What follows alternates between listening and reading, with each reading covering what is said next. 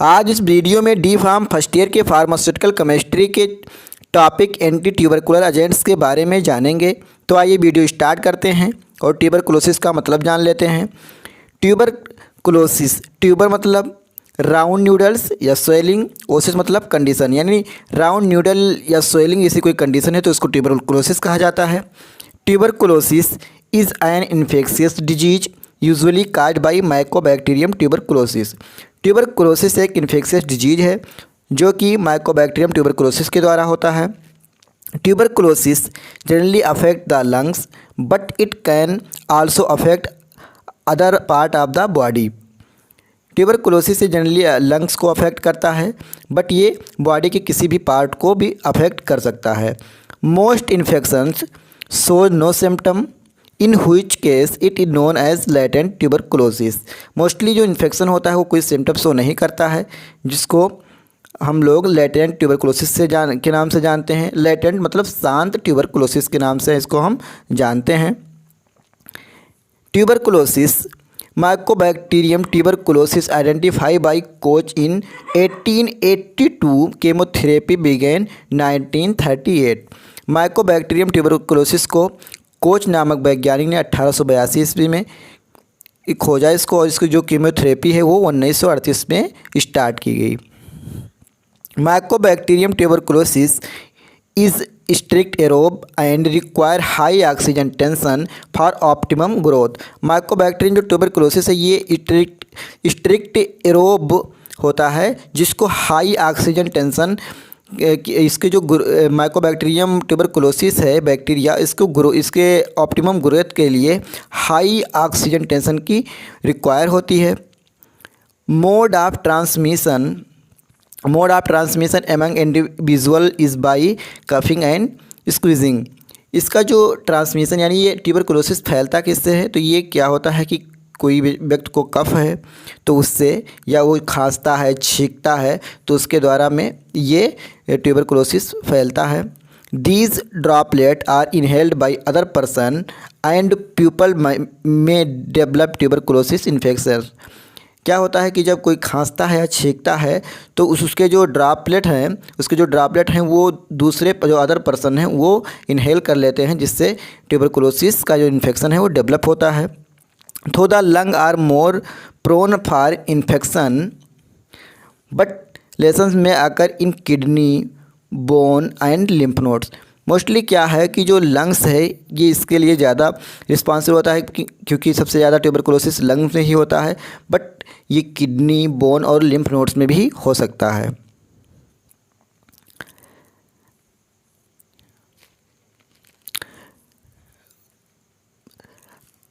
Pathophysiology देखते हैं। As the bacilli in aerobe and require high oxygen tension for optimum growth, the infection organism enter into the body by lungs. जैसा कि हम लोग जानते हैं कि जो बेसिलाई यानी ट्यूबरकुलोसिस के जो बैक्टीरिया है उसको उसके ऑप्टिमम ग्रोथ के लिए हाई ऑक्सीजन टेंशन की आवश्यकता होती है।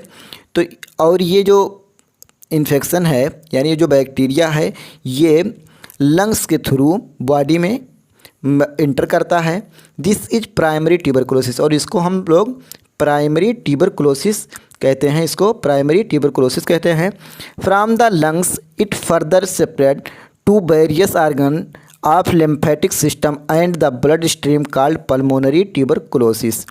फिर उसके बाद में क्या होता है कि लंग से ये हमारे बॉडी में जब इन्फेक्शन चला गया तो ये लंग्स से पूरे बॉडी में फैलता है, लिम्फेटिक सिस्टम में, ब्लड स्ट्रीम में फैल जाता है, जिसको पल्मोनरी ट्यूबरकुलोसिस कहते हैं।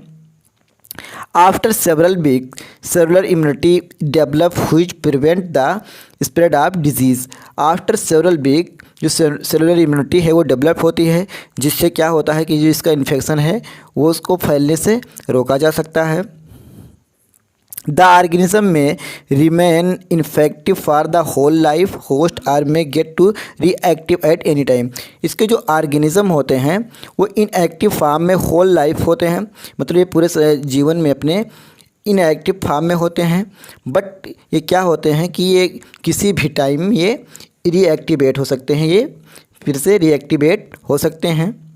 Reactivation lead to miliary tuberculosis, जो अगर ये फिर से रीएक्टिवेट होंगे तो ये माइलरी ट्यूबरकुलोसिस को एक्टिवेट करेंगे, यानी इससे माइलरी ट्यूबरकुलोसिस होगा।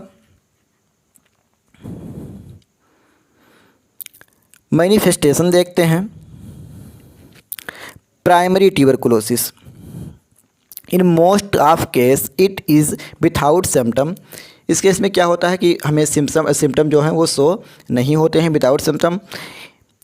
Incubation period is 4 to 8 week, इनका जो इंक्यूबेशन पीरियड होता है वो 4 to 8 वीक होता है।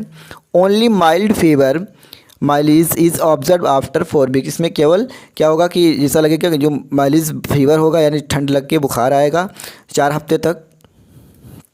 फिर है pulmonary tuberculosis, fever, irritability, weight loss, malaise is observed. इसमें क्या होगा, फीवर होगी, वेट लॉस होगा और ठंड लग के बुखार आएगी। Excessive fatigue in the evening and sweat during sleep, इसमें क्या होगा कि सोने के समय जब हम लोग सोएंगे तो इसमें पसीना ज़्यादा होगा। Cough early in the morning, green और yellow sputum with blood spot are common symptoms. इसमें जो क्या होगा कि जो कफ हम सुबह सुबह कफ आएगा तो उसमें ग्रीन या येलो कलर के जो इसके स्पूटम होंगे वो येलो या ग्रीन कलर के होंगे, और साथ साथ में मतलब क्या होगा कि ऐसा लगेगा कि ब्लड भी साथ में आ रहा है। फिर है माइलरी ट्यूबरकुलोसिस, इसमें क्या है होगा कि मतलब weight loss, fatigue, weakness, fever, night sweat, GIT disturbance, क्या होगा कि गैस बनेगा, नोजिया, वोमिटिंग जैसा होगा। एंड वेरी कॉमन, इसमें ये सब होना मतलब कॉमन है। Lesions are found at lymph node, kidney and spleen.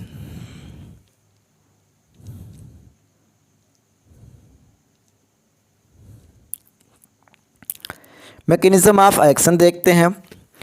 Anti tubercular agents work by stopping the growth of the bacteria cause mycobacterium tuberculosis. जो एंटी ट्यूबरकुलर एजेंट्स होते हैं ये क्या करते हैं, ये जो माइकोबैक्टीरियम ट्यूबरकुलोसिस का जो ग्रोथ है उसको ये स्टॉप कर देते हैं।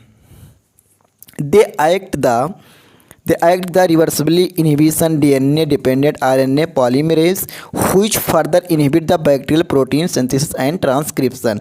ये क्या करता है कि ये एक्ट करते हैं reversely inhibit DNA dependent RNA, ये डीएनए डिपेंडेंट आरएनए पॉलीमरेज को इनहिबिट कर देते हैं, जो कि ये बैक्टीरिया के ग्रोथ के लिए रिस्पॉन्सिबल होता है, तो इसको ये इनहिबिट कर देते हैं। उसके बाद में ये क्या करते हैं, further inhibit bacterial protein synthesis, और ये बैक्टीरियल की जो प्रोटीन सिंथेसिस होती है उसको इनहिबिट कर देते हैं, जिससे जो बैक्टीरिया है वो आगे ग्रोथ नहीं कर पाता है। Classification of anti tubercular agents देखते हैं। According to their clinical utility, anti-tubercular drugs can be divided into two, first line, second line. First line देखते हैं, these drugs have high anti-tubercular efficacy as well as low toxicity are used routinely. First में क्या होता है कि ऐसे drugs जो कि हाई एंटी ट्यूबरकुलर्स इफेक्टिव होते हैं, यानी ये ज़्यादा इफेक्टिव होते हैं, as well as low toxicity, और जो इनकी टॉक्सिसिटी होती है वो लो होती है और इनको रूटीनली यूज किया जाता है। फिर सेकेंड लाइन में क्या है, these drugs have inter low anti tubercular efficiency or high toxicity or both and are used are reverse drugs. अब सेकेंड लाइन में ऐसे ड्रग्स को रखा गया है कि जो कि लो एंटी ट्यूबरकुलर इफेक्टिव होते हैं ये, और इनकी जो टॉक्सिसिटी होती है हाई ज़्यादा भी हो सकती है और कम भी हो सकती है। एंटी ट्यूबरकुलर ड्रग्स के क्लासिफिकेशन का चार्ट देखते हैं।